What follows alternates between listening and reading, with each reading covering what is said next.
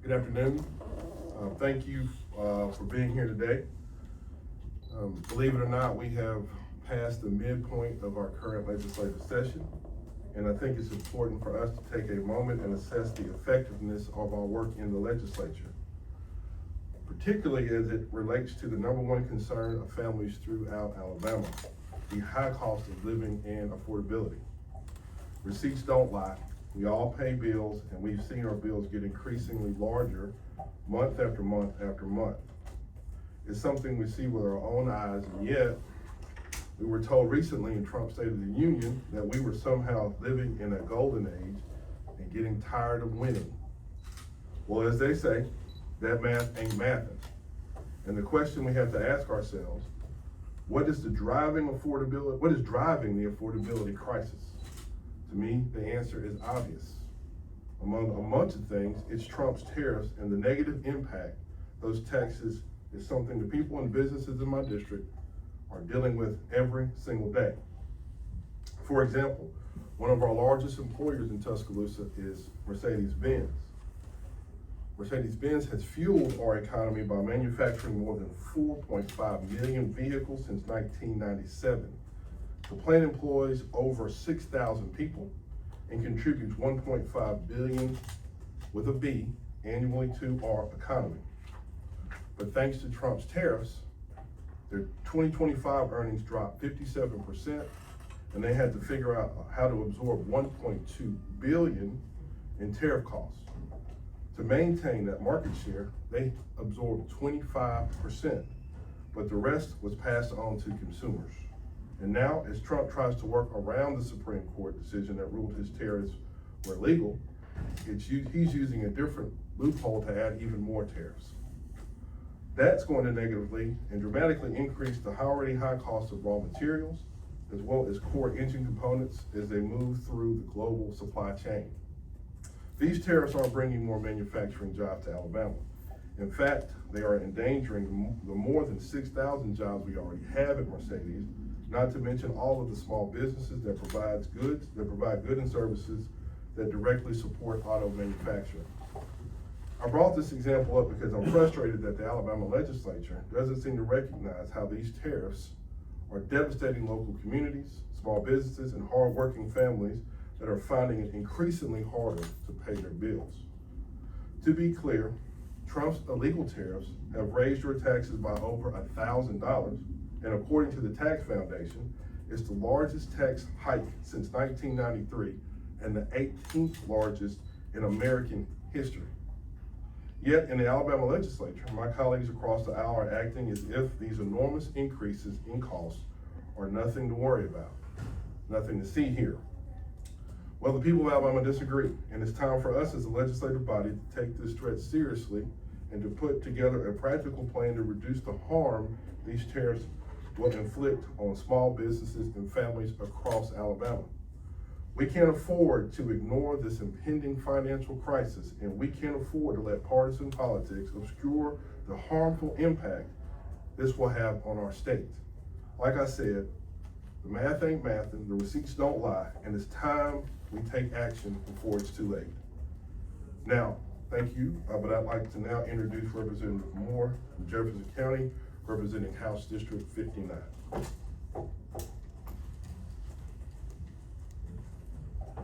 Thank you, Representative England. And I appreciate the fact that you gave us the statistical data on the impact of tariffs on the American and Alabama citizens.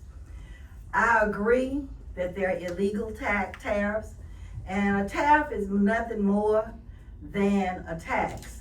And to make it a little more personal to me, in the area where I live, we are surrounded by many manufacturing companies.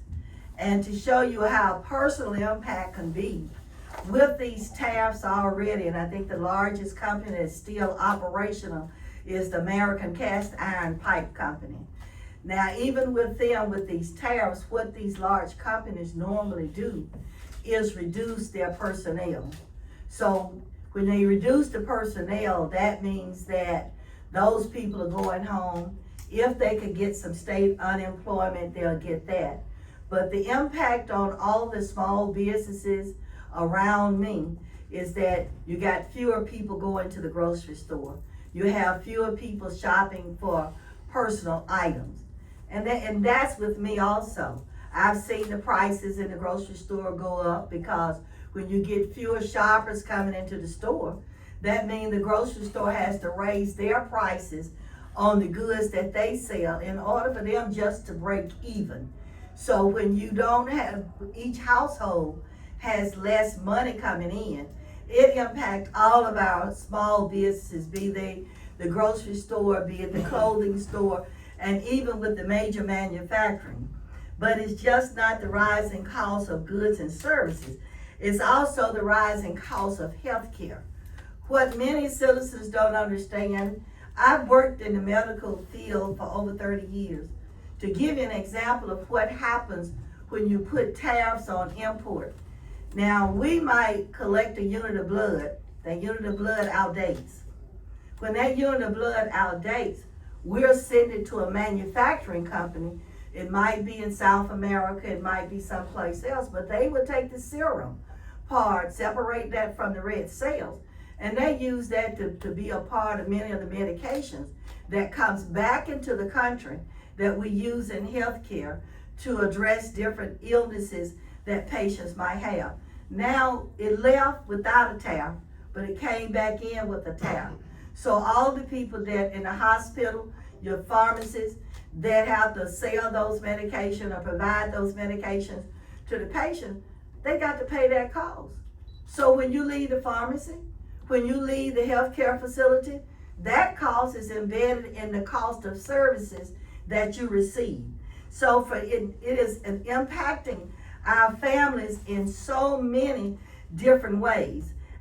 Perhaps what bothers me the most is the situation we're in, that the Supreme Court has ruled tariffs to be illegal. But the problem we face is President Trump and his administration coming up with a different way to levy tax, and even that way is illegal. And we need to get our citizens to understand the fact that if the can that your green beans come in is manufactured in a place like it used to be, U.S. Steel used to manufacture cans that we put our sodas and we used to put your canned vegetables in. But in many cases, in order to get that metal to that point, that part happens in another country.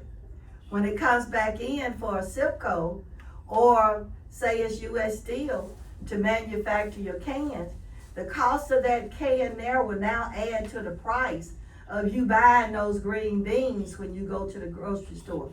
So the message that I'd like to get out to our constituents is that we, as Democrats, we're fighting to cut those costs, and there are so many ways that we can do it. But I think that many people need to understand that it is just as personal to us.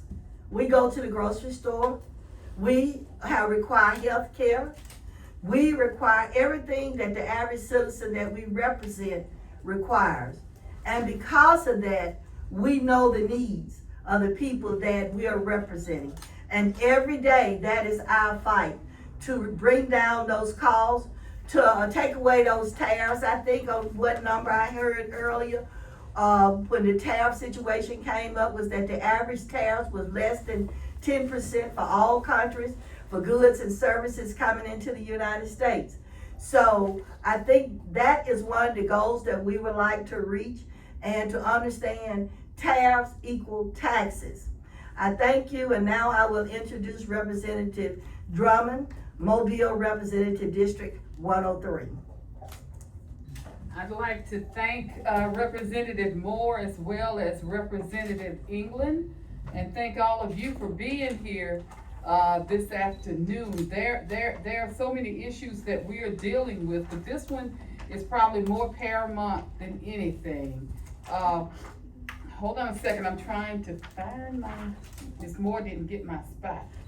Because I went rogue. Yeah, she went rogue. I went rogue, y'all. But I do want to thank her Today, as we discuss tariffs and the threat they pose to Alabama industries, it's important for us to remember why tariffs exist in the first place and to understand their proper use.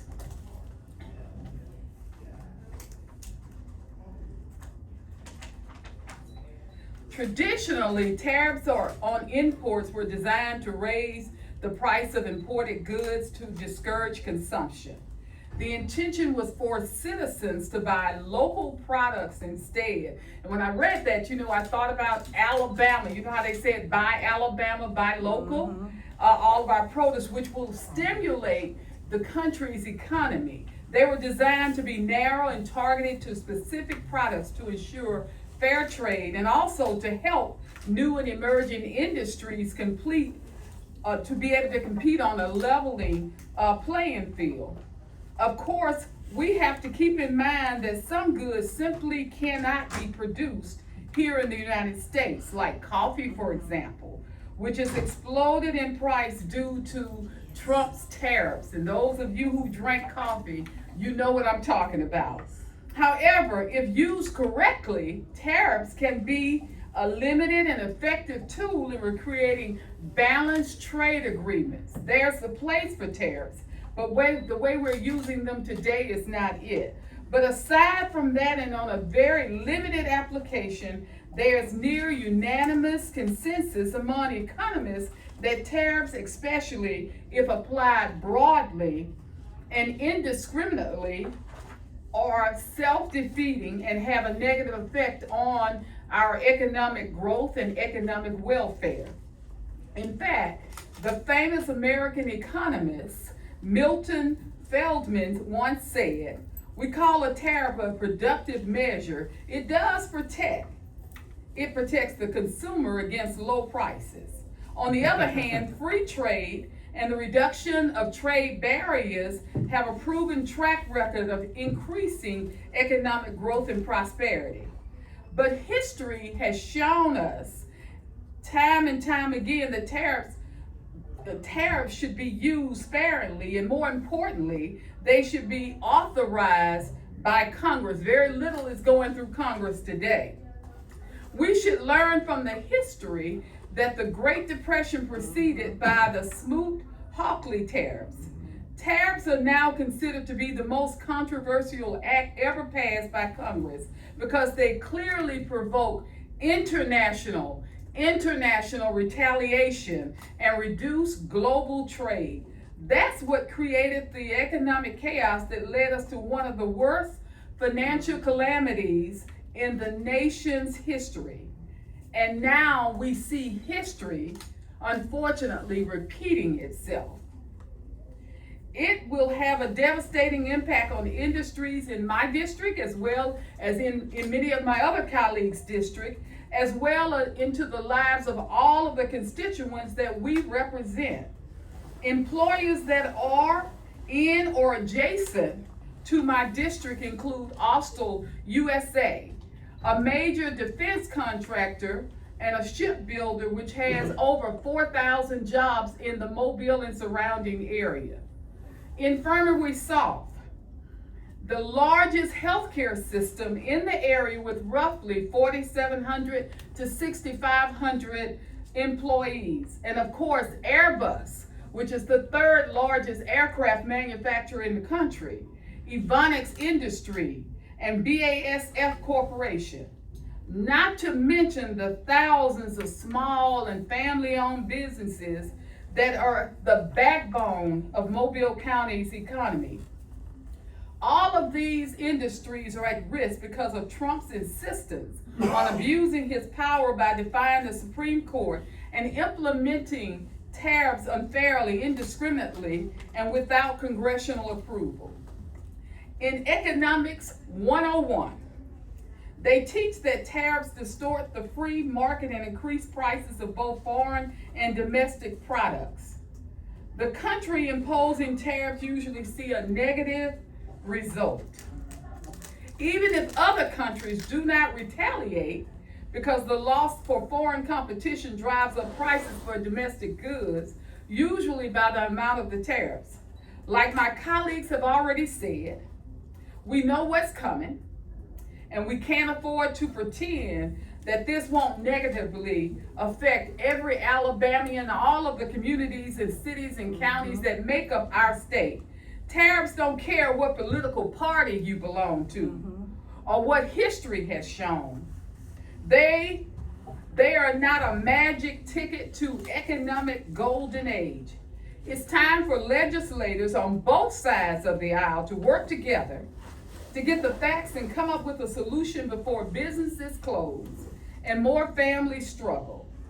If we're serious about improving affordability, we need to first demand a refund for the illegal tariffs that have already been taken from taxpayers. And next, we need to come up with a real solution for people of Alabama so we can weather the economic storm that President Trump has created.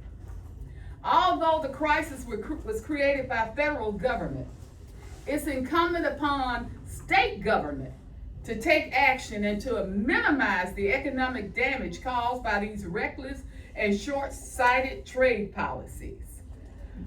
This is something that we all need to look forward to, and I know the question will come, what is your caucus doing?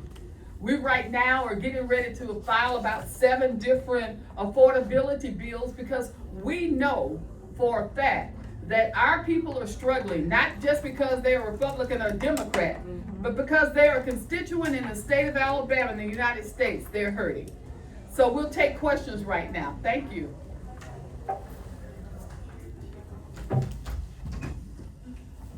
Are there any questions? Yes, sir.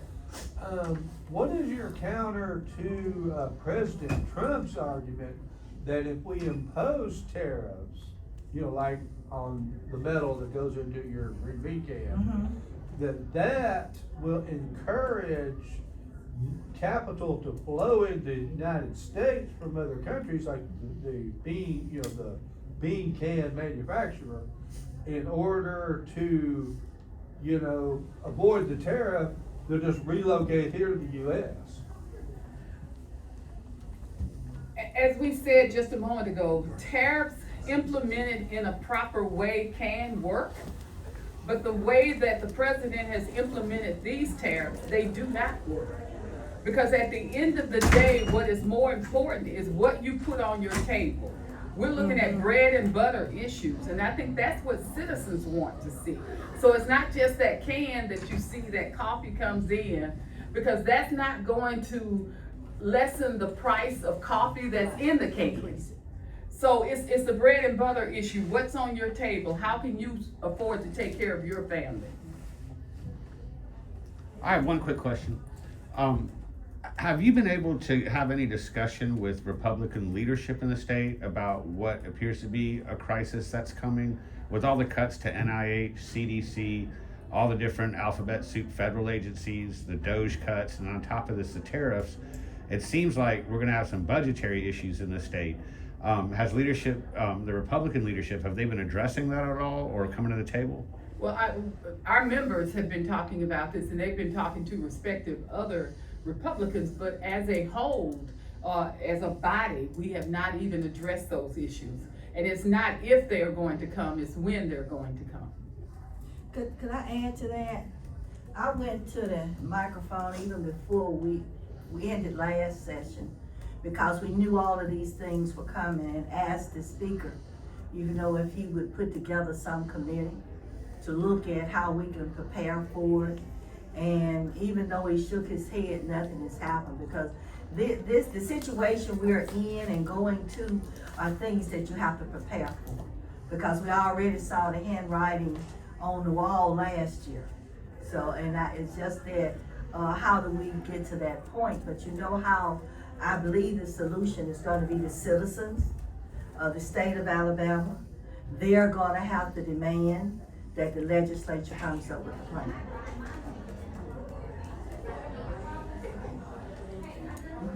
I'll take another one here.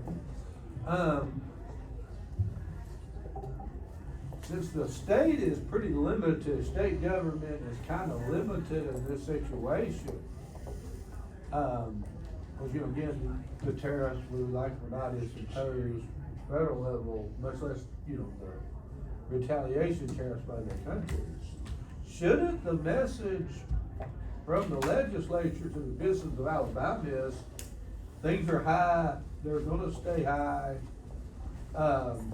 Y'all are on your own and y'all need to figure out how to make more money in order to continue living the lifestyle that you've got to go accustomed to. It's not our fault. Well, you have to realize the reason we have tariffs are because of those big businesses. They're the people who are motivating and guiding Trump. It's corporate America. So we could tell them that, but they're getting exactly what they want, is the tariff that they pass on to us as taxes. So I don't see any incentive other than if the state wants to be a part of it. I think that the state has to, for those larger businesses in the state of Alabama, we have to put something on them to encourage them to work with us as it relates to tariffs, because they're right where they want to be. They don't have to pay it, the citizens do. Thank you so much. Yeah, thank you all.